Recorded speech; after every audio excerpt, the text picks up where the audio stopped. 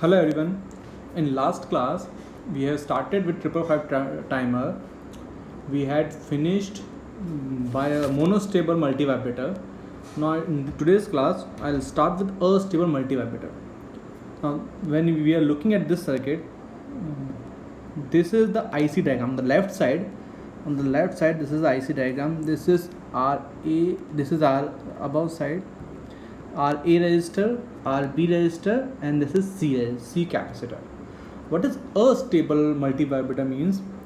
Means the output of this circuit will be a square wave in which both the state, that is logic 1 state and the logic 0 state, both the state will be unstable. Unstable means they will continue to fluctuate like this.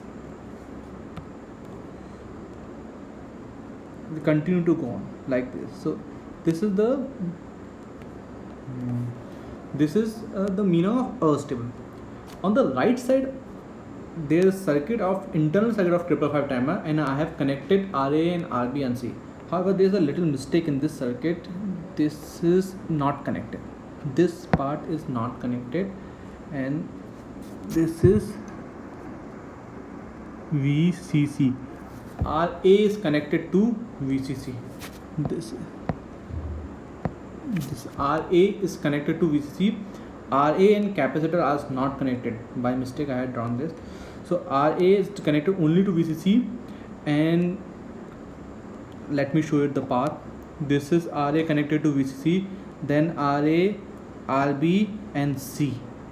Like this it is going to the ground.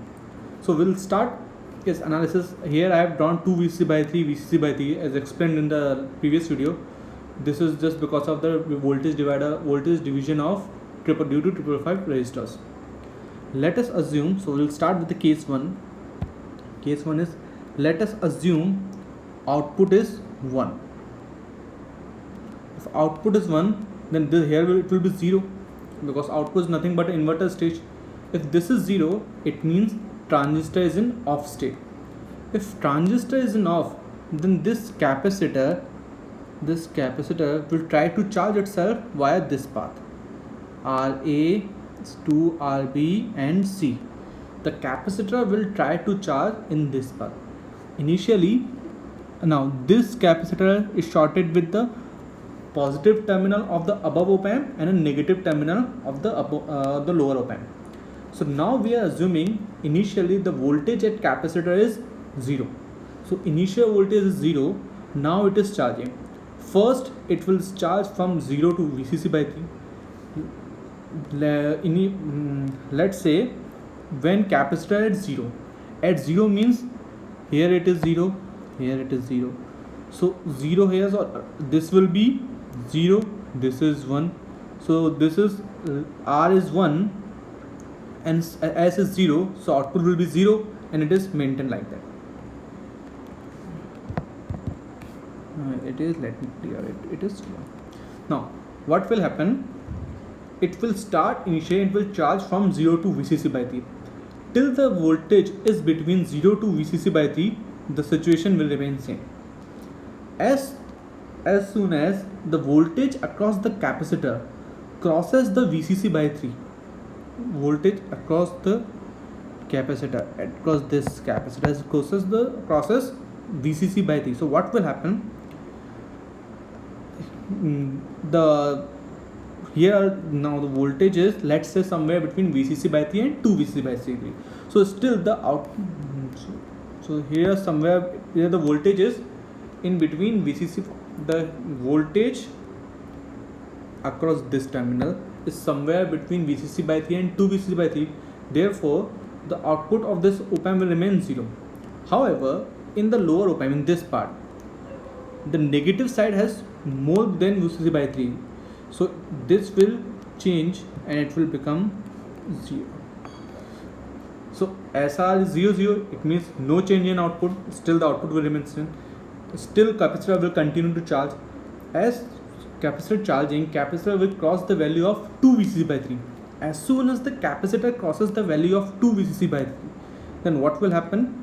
This will change the output of the upper part and it will become 1.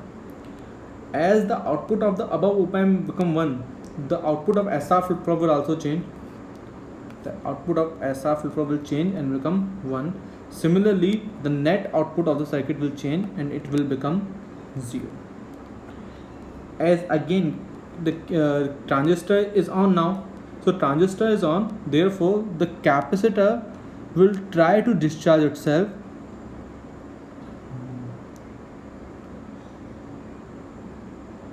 The capacitor will try to discharge itself. Let me draw the path. Let me know this. The capacitor will try to form this path through RB and C. So through RB and transistor, the capacitor will try to discharge itself through RB and a transistor. So as the capacitor discharging, the voltage which was about 2 VCC by 3 will go down in between somewhere in the range in between 2 VCC by 3 and VCC by 3. So here as it goes down and it becomes less than 2 VCC by 3, here the output will change. It will become 0. And as soon as the output becomes 0, it will remain in no change condition, so output will not change. Still the capacitor is discharging itself.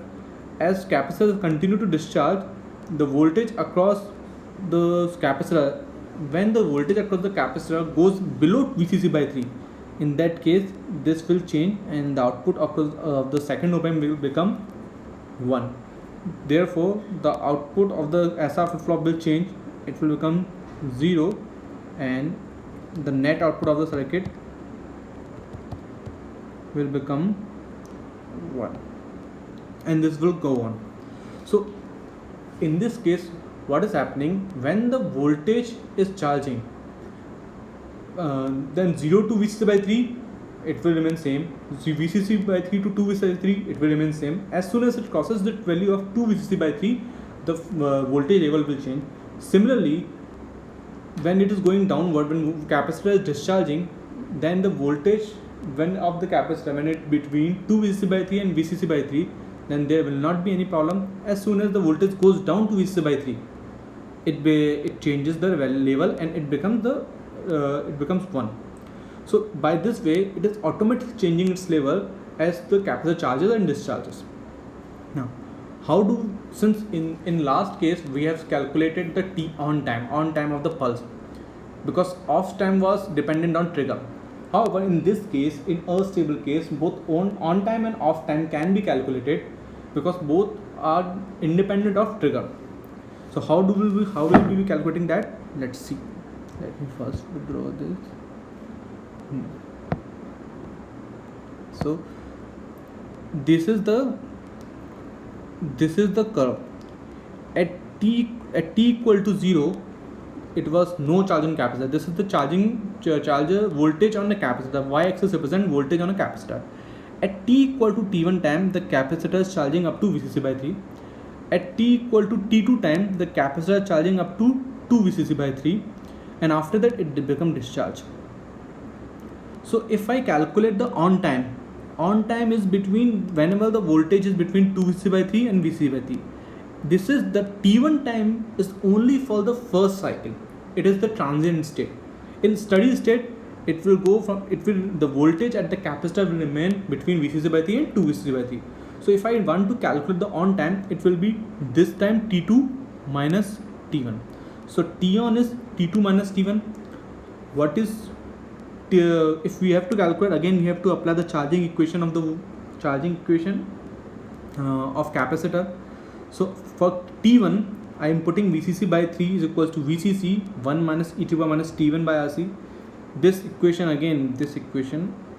this is the charging equation of a capacitor. So VCC by 3 equal to VCC 1 minus e to the power minus T1 by RC. We calculate, it comes out to be T1 equal to 0.4 RC.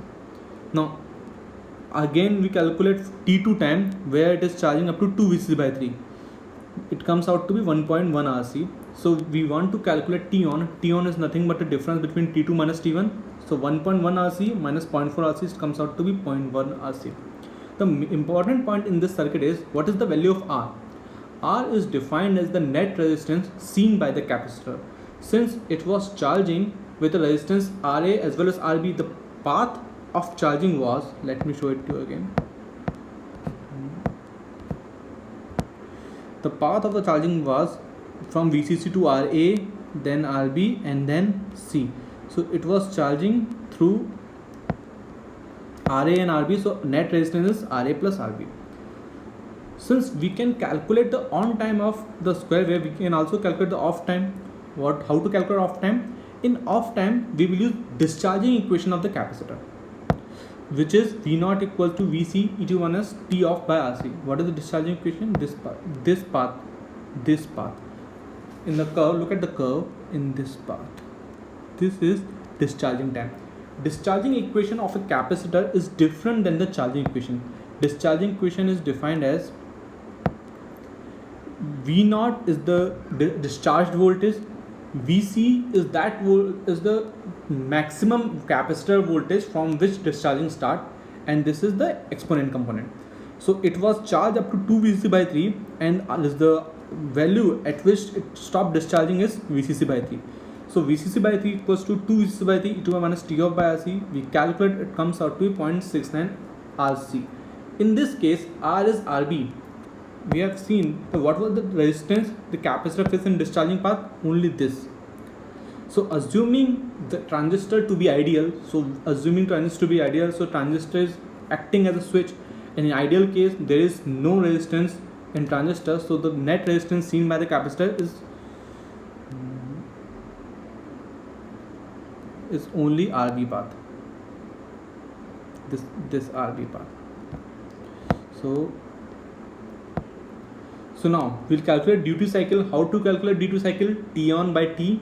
So 0.69 RA plus RBC, 0.69 T on plus T off. This is duty cycle, which is less than 50%.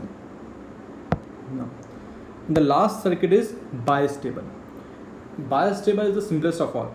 First of all, bias stable means both the states are stable. It means if it is getting lower, let me draw it.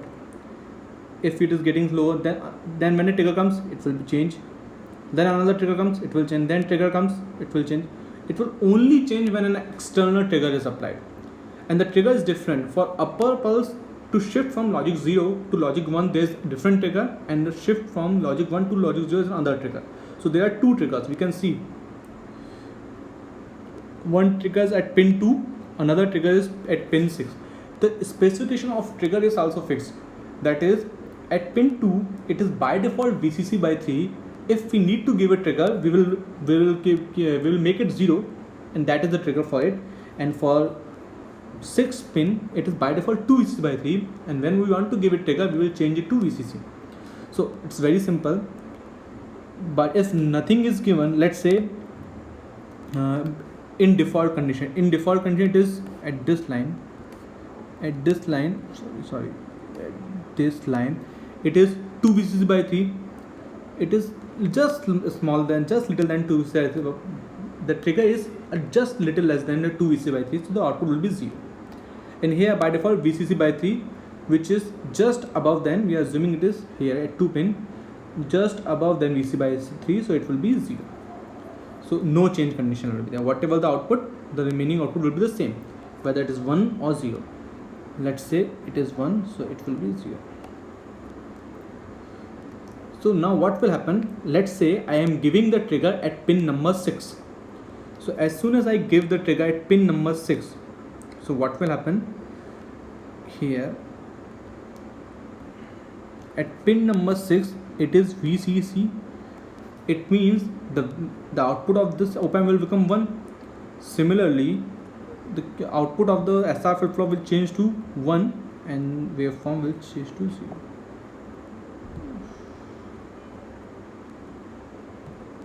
It will become 0.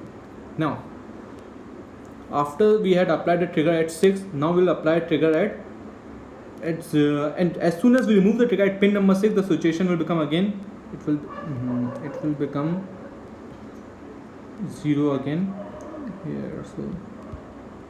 So it will remain no change condition. Now we will apply the trigger at pin number 2.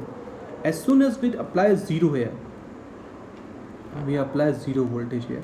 So the output of the second op-amp will change. The output of the lower op-amp will change. It will become 1.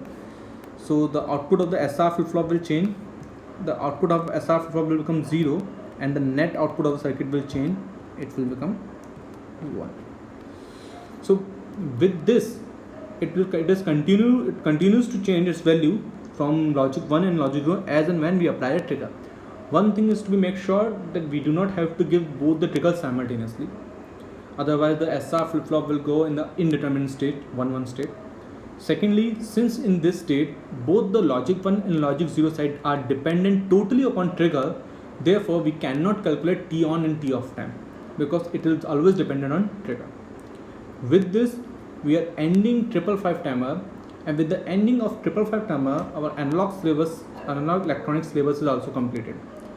Now I'll ask you to solve the questions of analog electronics of any topic, and whatever doubt you are having, just put it in a WhatsApp group and we will discuss the solution. I'll make one more video of analog electronics including only numericals. You suggest me the numericals that you are finding it difficult to solve. Put that questions in our group. I'll solve these questions and I'll make a video including the solutions of that numerical. It can be related with any analog electronics topic. Okay, thank you.